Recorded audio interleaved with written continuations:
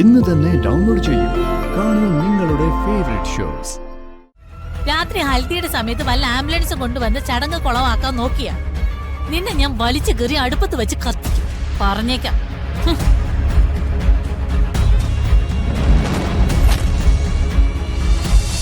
നിനക്കെന്താ മൊത്തത്തിലൊരു കള്ളത്തരം? എനിക്ക് ഒരു കള്ളത്തരവും ഇല്ല. അപ്പച്ചിക്ക് വെറുതെ തോന്നുന്നതാ. എന്റെ തോന്നലൊന്നും ഇതുവരെ തെറ്റിട്ടില്ല. പക്ഷെ അതൊന്നും തെളിയിക്കാൻ എനിക്ക് പറ്റിയിട്ടില്ല. അത് നിന്റെ ഭാഗ്യം കൊണ്ട് മാത്രമാണ്. ആ ഭാഗ്യം എപ്പോഴും കിട്ടിക്കൊള്ളണമെന്നില്ലല്ലോ. അപ്പച്ചിക്ക് എന്തോ തെറ്റിദ്ധാരണയാ. എന്റെ ധാരണ തെറ്റോ ശരിയോ ആവട്ടെ. നീ ഫോണില് ആംബുലൻസിന്റെ കാര്യമൊക്കെ പറയുന്ന കേട്ടല്ലോ. സ്കൂളിലെ സ്റ്റാഫിന് എന്തിനാ ആംബുലൻസ്? അത് ഒരു കുട്ടിയുടെ കാര്യം പറഞ്ഞതാ. വയ്യാതെ വന്നപ്പോ ഒരു ആംബുലൻസ് ഡ്രൈവർ ഹോസ്പിറ്റലിൽ എത്തിച്ചു. നീ പറയുന്നൊന്നും എനിക്ക് അത്ര വിശ്വാസമില്ല. നീ എന്തൊക്കെയോ പ്ലാൻ ചെയ്യുന്നുണ്ട്. അഷിതയുടെ കല്യാണം മുടക്കാൻ നിനക്ക് വലിയ ആഗ്രഹമുണ്ടല്ലേ? അപ്പച്ചി എന്തൊക്കെയാ പറയുന്നത്? ഞാൻ ഒരിക്കലും അങ്ങനെ ചിന്തിക്ക പോലും ഇല്ലെന്ന് അപ്പച്ചിക്ക് അറിയാലോ. ഇല്ല, എനിക്കറിയില്ല. എന്റെ അറിവിൽ നീ കല്യാണം മുടക്കും. നിനക്ക് അഷിതയോട് നല്ല കുശുമ്പുണ്ട്. ഒന്നാമത് നിന്റെ കല്യാണം നടത്താതെയാണ് അവളുടെ കല്യാണം നടത്തുന്നത്. പിന്നെ അവൾക്ക് കോടീശ്വരനും സുന്ദരനുമായ ഒരു പയ്യനെ കിട്ടിയപ്പോ നിനക്ക് ആലോചിച്ചോണ്ട് വന്നത് ഒരു രണ്ടാം കെട്ട് തന്നെയാണ്. അതുകൊണ്ട് നീ ഒരു അവസരം കിട്ടിയ കല്യാണം മുടക്കും. മാത്രമല്ല ഞങ്ങളെയൊക്കെ ശരിയാക്കാനും നോക്കും. എന്താണ് ഈ മറുപടി ഒന്നും പറയാൻ നിൽക്കുന്നേ? ഞാൻ പറഞ്ഞത് ശരിയല്ലേ? ഞാൻ എന്ത് പറഞ്ഞാലും അപ്പച്ചി പറഞ്ഞത് തന്നെ പിന്നെയും പിന്നെയും പറഞ്ഞുകൊണ്ടിരിക്കും. അതാ ഞാൻ മറുപടി ഒന്നും പറയാത്തത്. നീ പറഞ്ഞാലും പറഞ്ഞില്ലെങ്കിലും എനിക്കൊന്നുമില്ല. പക്ഷെ ഞാനൊരു കാര്യം പറഞ്ഞേക്കാം. രാത്രി ഹൽദിയുടെ സമയത്ത് വല്ല ആംബുലൻസ് കൊണ്ടുവന്ന് ചടങ്ങ് കുളവാക്കാൻ നോക്കിയാ നിന്നെ ഞാൻ വലിച്ചു കയറി അടുപ്പത്ത് വെച്ച് കത്തിക്കും. പറഞ്ഞേക്കാം.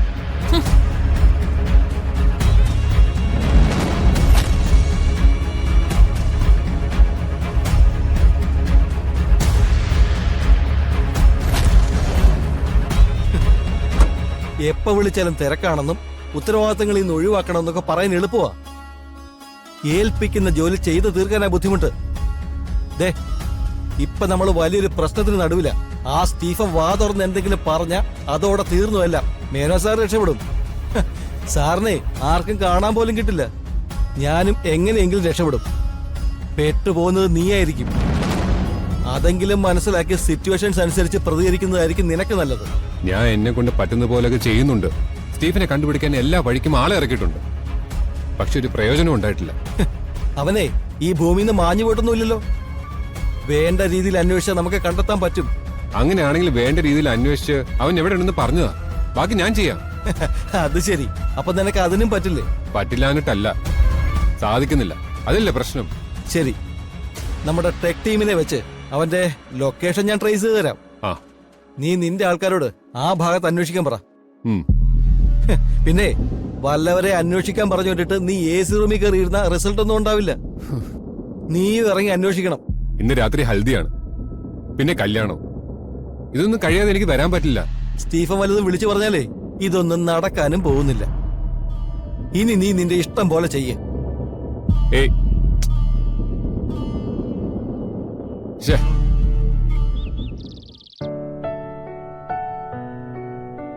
ഹൽദിക്ക് ഞാൻ വരുന്നില്ല. അമ്മ വരാതിരുന്ന എങ്ങനെയാ അമ്മ? വയ്യ മോളെ. ഇന്ന് ഹൽദിക്ക് വന്നാ പിന്നെ നാളെ കല്യാണം കൂടാൻ പറ്റാത്ത അവസ്ഥയാവും. നല്ല നടുവേദന ഉണ്ട്. റെസ്റ്റ് എടുക്കാതെ കൂടിയ പിന്നെ കല്യാണ സമയത്ത് നിങ്ങൾക്ക് എല്ലാവർക്കും ബുദ്ധിമുട്ടാവും. വയ്യെങ്കിൽ ചേച്ചിയെ നിർബന്ധിക്കണ്ട പൂർണിമ. ചേച്ചി റെസ്റ്റ് എടുക്കട്ടെ. എനിക്കും സഹദേവേട്ടനും വരാൻ പറ്റും തോന്നുന്നില്ല. അതെന്താ? നീരജയുടെ ചേട്ടൻ വയ്യാതെ ഹോസ്പിറ്റലിൽ കിടക്കുകയല്ലേ. ഒന്ന് പോയി കണ്ടില്ലെങ്കിൽ മോശമല്ലേ? നാളെ ഏതായാലും കല്യാണത്തിന് മാറി നിൽക്കാൻ പറ്റത്തില്ലല്ലോ. അതുകൊണ്ടാ ഞാൻ ഇന്നങ്ങ് പോയിട്ട് വരാന്ന് വിചാരിച്ച. ഇതിപ്പോൾ ഫംഗ്ഷന് പോകാൻ നമ്മുടെ സൈഡിൽ നിന്ന് ആരും ഇല്ലാത്ത അവസ്ഥയായല്ലോ. അത് സാരമില്ല. ഓരോ ആവശ്യങ്ങൾ വന്നാ പിന്നെ എന്ത് ചെയ്യും? നിങ്ങള് പല്ലവി ഹോസ്പിറ്റലിൽ കൊണ്ടുപോകുന്നില്ലല്ലോ? ഇല്ല, ഞങ്ങൾക്കൂടി വേണ്ടി അവള് ഹൽദി അടിച്ചു പൊളിക്കട്ടെ, അല്ലേ സഹദേവേട്ടാ? അതെ, അല്ലെങ്കിൽ ഇതൊക്കെ പിള്ളേർക്ക് വേണ്ടിയുള്ള പരിപാടിയല്ലേ. അവരൊക്കെ പോയി അടിച്ചു പൊളിക്കട്ടെ. ഇവിടുന്ന് നമ്മൾ എല്ലാരും ചെന്നില്ലെങ്കിൽ അഷിതയും വീട്ടുകാരും എന്ത് വിചാരിക്കുന്ന എന്റെ ഒരു ടെൻഷൻ. അവരെന്ത് വിചാരിക്കാന്? അവർക്കത് സന്തോഷമായിരിക്കും. എങ്ങനെ പിശുക്ക എന്ന് ആലോചിച്ച് നടക്കുന്ന ആൾക്കാരല്ലേ. ചന്ദ്രേ, നിന്റെ ആറ്റിറ്റ്യൂഡ് മാറ്റണം. നാളെ കല്യാണമാണ്. നാളെ മുതൽ അശ്വത ഇവിടുത്തെ കുട്ടിയാണ്. അവളുടെ മുമ്പിൽ വെച്ച് ഈ വിധ സംസാരം ഉണ്ടായാൽ അത് വലിയ പ്രശ്നമാവും. ഓ മഹി പറഞ്ഞ ശരിയാ ചന്ദ്രമതി. കുറച്ചുകൂടി ശ്രദ്ധിക്കേണ്ടതുണ്ട്. ഇനി എല്ലാരും കൂടെ എന്നെ കുറ്റം പറഞ്ഞോ? ഇപ്പൊ ഇവിടുത്തെ കാര്യം അതല്ലല്ലോ. ആരൊക്കെ ഹൽദിക്ക് പോകുന്നതെന്നല്ലേ? അതെ. മഹിയേട്ടനും ചേച്ചിയും പൂർണിമയും ധ്വനിയും പല്ലവിയെ കൂടി അങ്ങ് അടിച്ച് പൊളിക്ക്. അതെ, ഞാൻ അവിടെ വന്നില്ലെങ്കിലും എന്റെ എല്ലാ പ്രാർത്ഥനയും വൃത്തിക്കും അക്ഷിതയ്ക്കും ഒപ്പം ഉണ്ടാവും.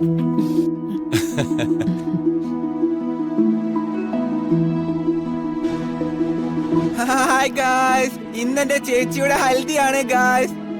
ചടങ്ങുകളെല്ലാം വീട്ടിൽ തന്നെയാണ് നടത്തുന്നത്. ഡാൻസും പാട്ടും ഉൾപ്പെടെ എല്ലാം ഗംഭീര പരിപാടികളാണ് ഗായ്സ്. എല്ലാം ലൈവായിട്ട് നിങ്ങൾക്ക് കാണാം ഗായ്സ്. നിങ്ങളുടെ എല്ലാവരുടെയും പ്രാർത്ഥന അനുഗ്രഹം എന്റെ ചേച്ചിക്ക് ഉണ്ടാവണം. അവസാനം വരെ ഈ ചടങ്ങുകളെല്ലാം സ്കിപ്പ് ചെയ്യാതെ നിങ്ങൾ കാണണം ഗായ്സ്. ഓക്കെ ഗായ്സ്, അപ്പൊ നമുക്ക് തുടങ്ങാം. കമോൺ.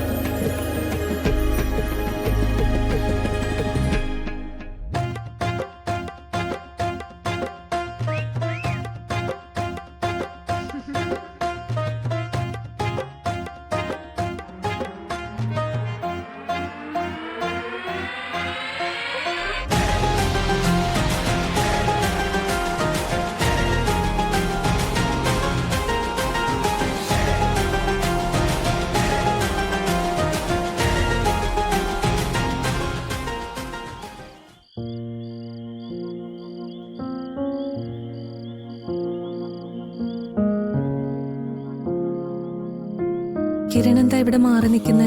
നവദുർഗേ വനദുർഗേ സർവവും നീ ചിന്മയി